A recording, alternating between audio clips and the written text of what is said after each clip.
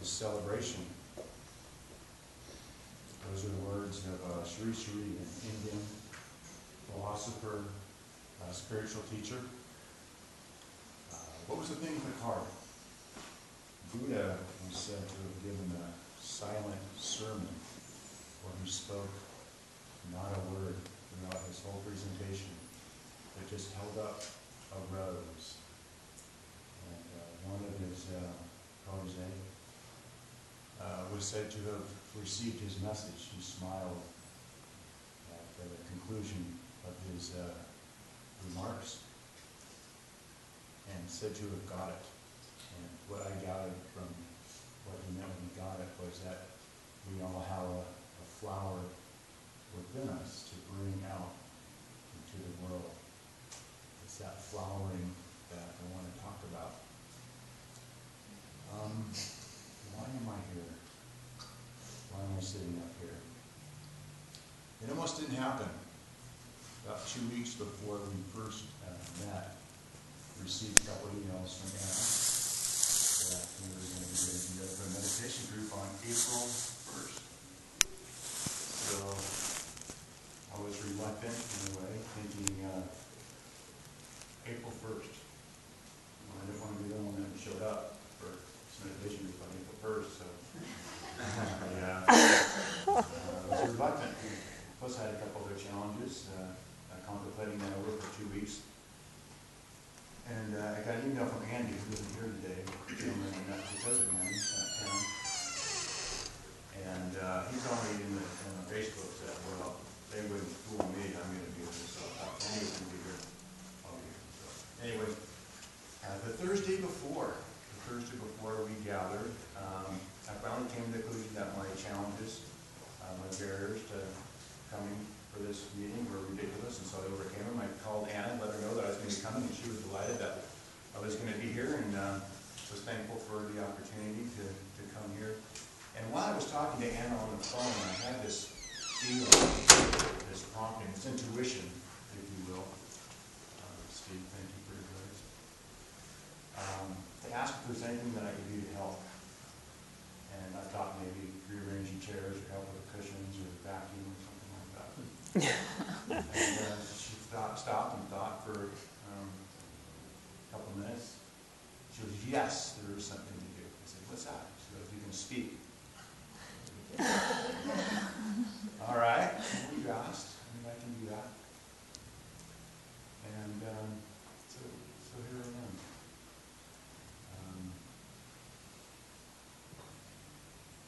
Another prompting came to me about 2 years ago, December 2009. I've been doing some reading about different things, self-awareness type things, self-improvement type works. Read John Rasapon's book, The Answer, and he talked about a chapter about meditation.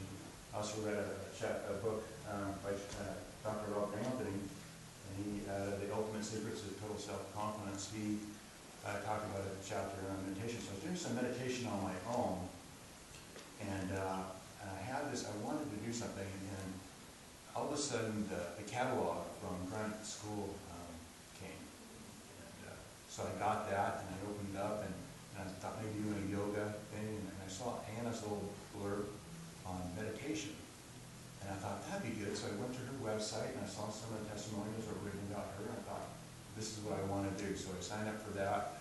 January 2010, we got together for 12 weeks, I believe. And I'm just here to share some perspectives that I have. We all have our own perspectives about life and things, and I want to share some of those with you. So I appreciate you giving me the opportunity to stretch with you here some of the ideas and thoughts I've had on promptings. And as we talk about reaching out, we can't reach out unless we actually first feel that intuition, that prompting inside ourselves first. And it's got to come first.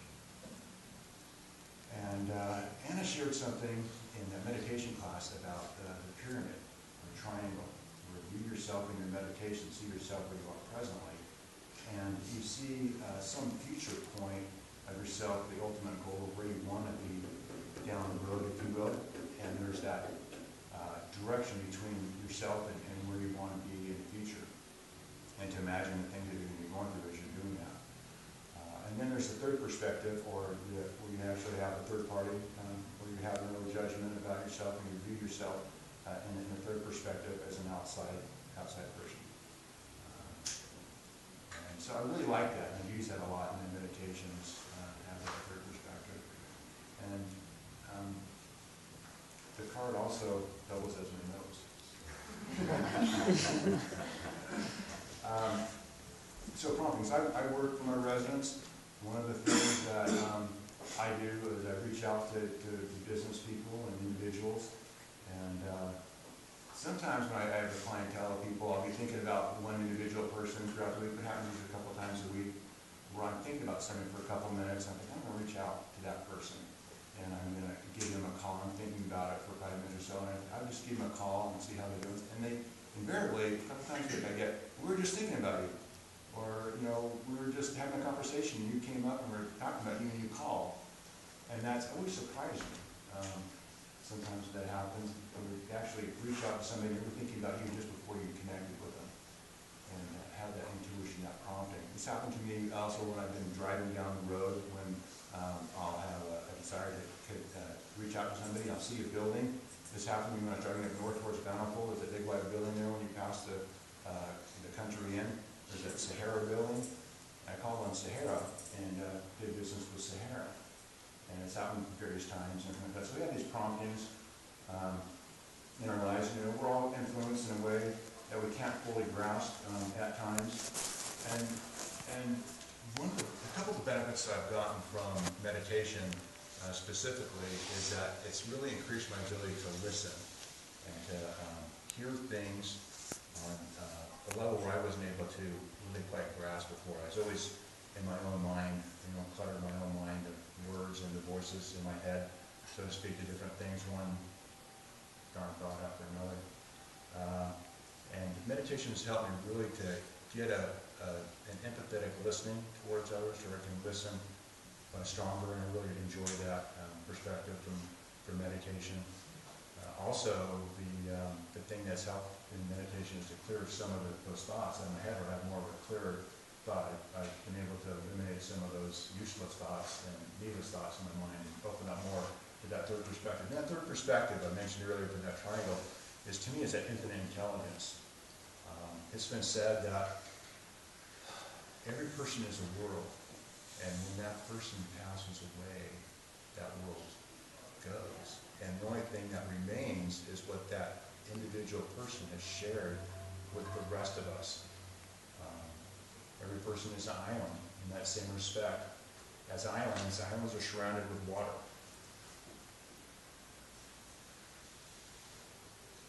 We as people are surrounded by air, or the spirit, if you will.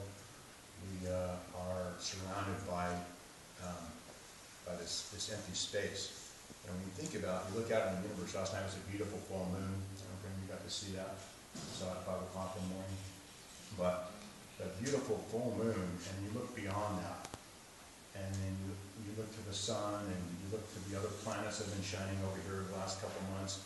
And you look beyond that, and you see the sheer vastness of the infiniteness of space. And you look at our solid forms, us, the chairs we're sitting on, the cushions we're on, the different things that we relate to and want and desire. They're actually very small things when you compare to the infinite of that space, the infinite intelligence that surrounds us. And that's, I feel, is our connection. For me, that's our connection, is that there's something that connects us there. And who am I? My name's Ward Leslie. A little bit about me. I grew up in Southern California. Went through junior high school. I was a very mediocre student. Very reluctant to do my homework. My mom and dad were worried. My mom was so worried, in fact, that she said, one day, Ward, you're going to have to get a job and go work for somebody and have a boss. And that thought just didn't set very well with me at all. I thought there's got to be a better way than that. So I always looking for another way to do that. So I was looking for that. We moved to Salt Lake, went to school. After graduated from high school, went and did some work for my church. Came back, From that, went to a junior college, a couple of different SLCC select, went to a junior college. And while I was at the junior college, I had another one of these prompting moments. There was an opportunity board, court board, that had these different 3x5 cards on it. I saw one 3x5 card was a blue 3x5 card. And it said earn $350 a week calling on businesses selling holiday cards. I said, I like holiday cards.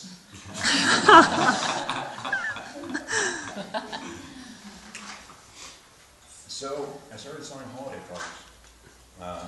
All through my education up to the U, I was selling these holiday cards, greeting cards, if you will. And really enjoyed that. And when I graduated, I wanted to be a pharmaceutical sales rep. And I graduated in '93, and at that time, due to some changes in healthcare, pharmaceutical companies were letting all their sales reps go in droves. Thousands of people were losing their jobs. And I thought, why would I want to go work for someplace where they can just let me go? And so I thought about that, and I really enjoyed greeting cards. I said, you know, I'm going to stay with greeting cards. And so I continued with that, and I really enjoyed that experience. And you know, throughout my career, there's been times where I've had promptings on things, and I've ignored them. We've all had promptings that we've thought about times where we were going to do something, and felt really good about doing something, but we just procrastinated it for one reason or another, let it go, and kind of waited, and see, you know, hindsight's 20/20. So I want to tell you just a couple stories about people that have procrastinated their promptings. A gentleman that I've gotten to know here over the last couple of years, we're going to call him Cody. Cody was a young man, just graduated from the university here in Salt Lake, and he accepted an internship to go back to New York State as an ad consultant. He was going to start his apprenticeship there. And he was with his young family. They'd packed up all their belongings, were getting ready to move to New York, and were saying goodbye to their folks and some of his siblings. And he was said his goodbyes, and he was inside this U-Haul van with his wife and his young daughter, and they were getting ready to leave. And he slowed down, and he had a feeling, an intuition, prompting to say goodbye to his brother Chris. He hadn't said goodbye to his brother Chris. But the prompting was more of, go give your brother Chris a big hug and tell him that you love him. And because of the lateness of the hour and they were in a hurry, he saw his brother doing some work and moving some trucks. He just honked the horn and just waved and got away back from his brother, and he took off. He went back to New York, got all settled in, enjoyed his time there, getting all settled in, enjoying his internship. 3 months come and went, and he was all settled in for the night for going to bed, and the phone rang. And he answers the phone, and it's his mom. And his mom informed him that his brother had passed away that day in a work-related accident. And he immediately went back to that feeling, that prompting that he had to give his brother a hug and tell him he loved him, and then he ignored it.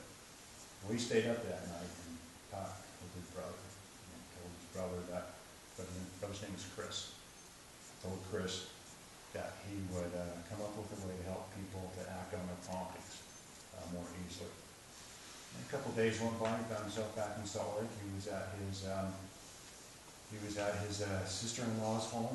It's a new home. They're one of these new homes here in Salt Lake where the yards all had been put in, and kind of a new development. They're sitting around the table talking about the funeral arrangements and things like that. And it was about mid-afternoon, and all of a sudden he noticed all these trucks and everything were pulling up in the front yard. It got his attention.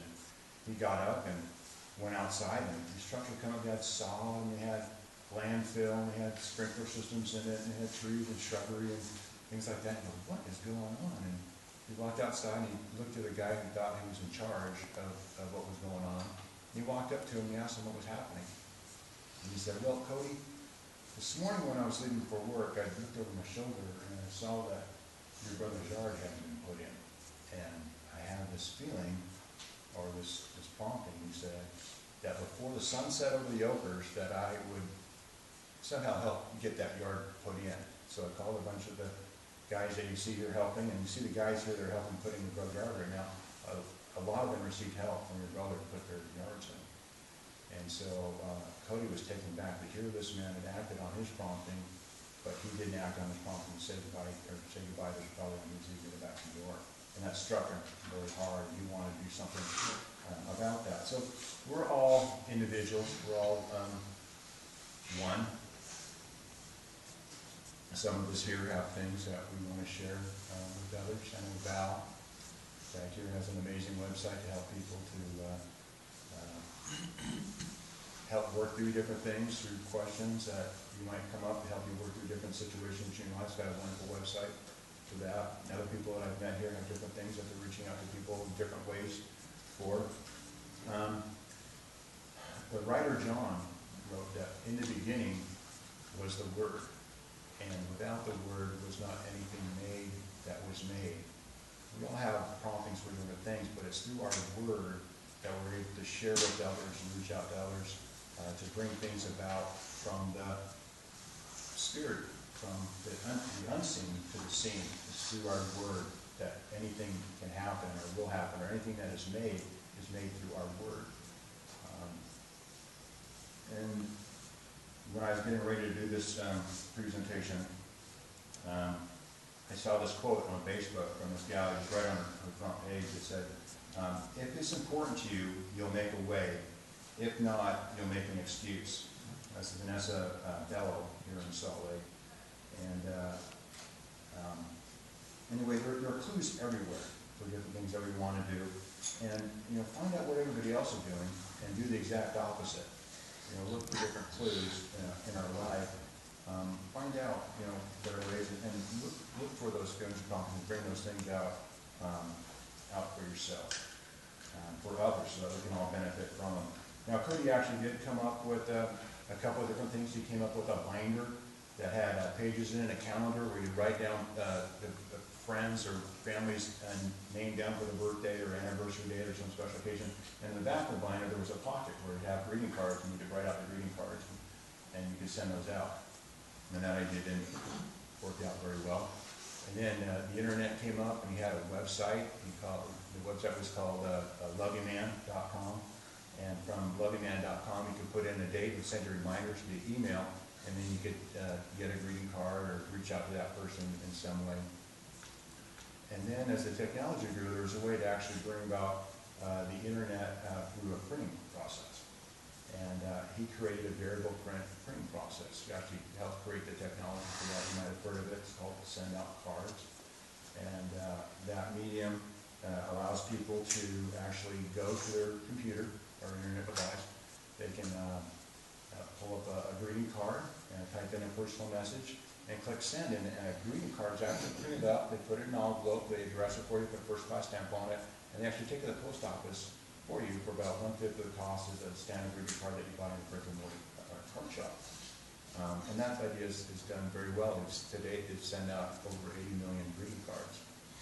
So it's been a pretty neat thing. Now, a while ago, a successful realtor here in Salt Lake, who I've done some work with, Mr. Fred Law, invited me to see send-out cards through a mutual friend, Patty Barlow.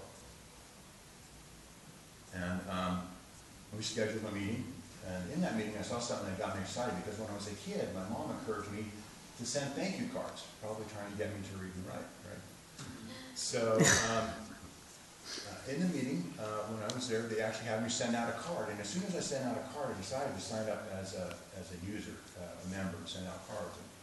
And I thought it was a great service, and I started sending out cards. And the results I got from sending out those cards to people was amazing. I got different things started happening through sending out cards and following my intuition and promptly sending out cards to people. Amazing things happen. And I was really grateful for that service. And then I realized that millions of people will want to use this service, so I made it part of my own greeting card business that I was currently using. When I talked to Anna, she said that Mother's Day was next week, and that she wanted me to talk about reaching out for Mother's Day. Some of you have mothers in your lives, and maybe it's a daughter or stepdaughter, or maybe it's your own mother. And I would like to invite you to actually use this service and send out a card to your mother. Now, I brought some cards here so you can actually see what they look like. You can pass these out. Now, you can send out a postcard, or a regular card or a 3-panel card. You can upload an image after you type your message in. You can put multiple images inside the card. I like to use quotes quite a lot. And my gift is for you. I actually have a clipboard here. If you'd like to send a card to somebody special here in the next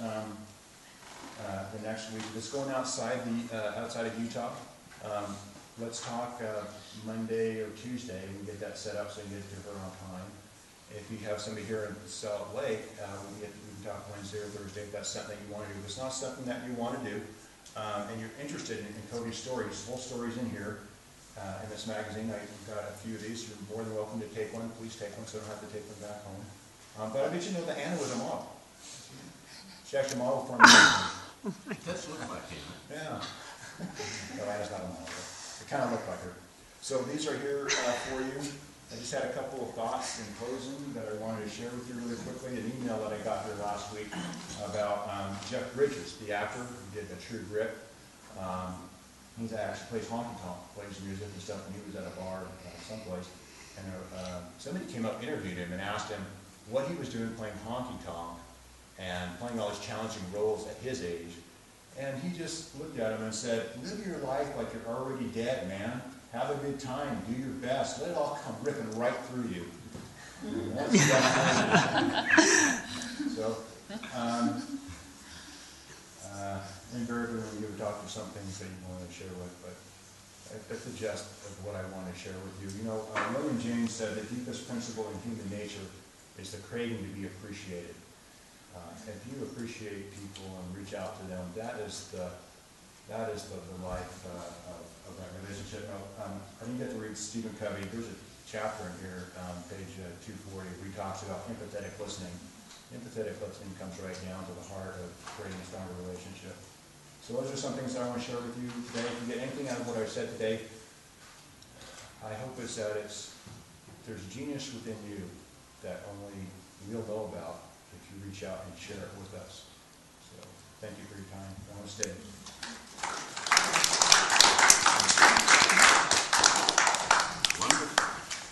Ward, that was awesome. Does anyone have any questions for Ward?